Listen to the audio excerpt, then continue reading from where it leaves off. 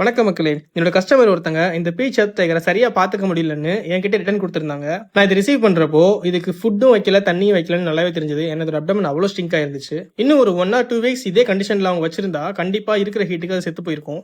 இப்படி சுச்சுவேஷன்ல நம்ம உடனே பண்ண வேண்டிய விஷயம் நம்ம டரண்ட்லாவை ஹைட்ரேட் பண்றது. என்க்ளோஷர்ல வாட்டர் டிஷ் வச்சுட்டு தண்ணி ஃபில் பண்ணிட்டு அதுக்கு மேலே டரண்ட்ல இன்ட்ரடியூஸ் பண்ணேன். அது எவ்வளவு டெஸ்பரேட்டா இருந்துச்சுன்னா நான் இன்ட்ரடியூஸ் பண்ண உடனே எவ்வளவு வேகமா தண்ணி குடிச்சதுன்னு பாருங்க. நம்ம எல்லாமே கரெக்டாக தான் பண்ணிக்கிட்டு இருக்கோம் அப்படின்னா கொஞ்சம் கொஞ்சமா அதோட அப்டமன் பழைய மாதிரி நார்மல் சைஸ்க்கு வர ஆரம்பிச்சிடும். தண்ணி குடிச்சிட்டு அதுவே வெளியே வந்ததுக்கு அப்புறமா அதுக்கு ஃபீடிங் ட்ரை பண்ணி பார்த்தேன். அது இன்ட்ரெஸ்டடா இல்ல. ஆனா அதோட அப்டமன் சைஸ் நல்லாவே இம்ப்ரூவ் ஆயிருந்துச்சு. இப்போதைக்கு இது ரொம்பவே சேஃபான ஸ்டேட் வந்துருச்சு. இதுக்கப்புறம் நம்ம ஃபீட் பண்ணணும். நம்ம உடனே ரஷ் பண்ண அவசியம் இல்லை. இதுக்கப்புறமா அந்த வாட்டர் டிஷ் வெளியே எடுத்துட்டு லைவ் ரோச் ஒன்று உள்ள போட்டுட்டு என்க்ளோஷர் க்ளோஸ் பண்ணி கொஞ்ச நேரம் வெயிட் பண்ணி பார்த்தேன். ஒரு 3 hours கழிச்சு நான் செக் பண்ணி பார்த்தப்போ அந்த டரண்ட்லாவோட கேரபேஸும் அப்டமனும் கிட்டத்தட்ட ஒரே சைஸ்க்கு வந்துருச்சு.